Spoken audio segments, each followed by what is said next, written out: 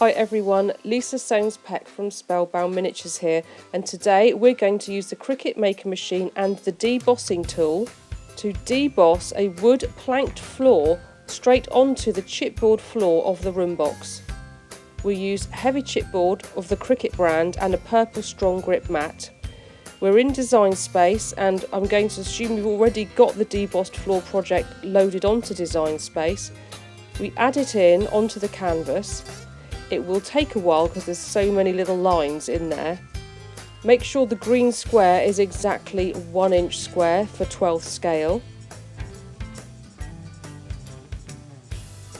Then we hide the green square, and you'll notice that they all say cut at the moment, so we click on the many lines of the wood grain effect. We go over, change it from cut to deboss. We leave the outer square as cut to cut the floor to fit the room box project. We select everything and we click attach. This attaches the wood grain onto the square that's going to be cut. So when you hit make, it actually says it to deboss first and then cut on the same mat.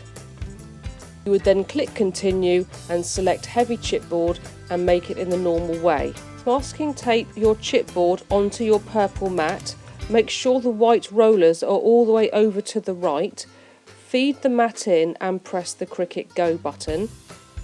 You'll see the debossing tool works in quite a random way, but it will cover the whole of the sheet in the lovely wood effect grain. Also outlines the plank edges too. When it's finished debossing, the Cricut light will flash, hit it again, and then it will then cut the floor with the knife blade.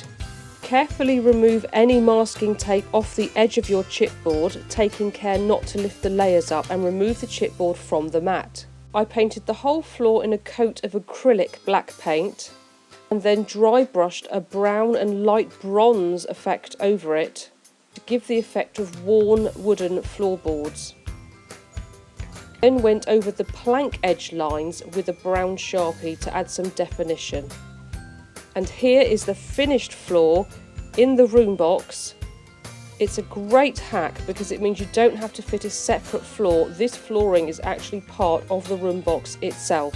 Of course, you can cover it up with rugs and furniture, and it should just melt into the background and add some nice detail if anyone looks closely enough. I'll put a link below to the room box project if you'd like to see how we made it. I hope you've enjoyed this video. Thank you for joining me today, and I'll see you again soon.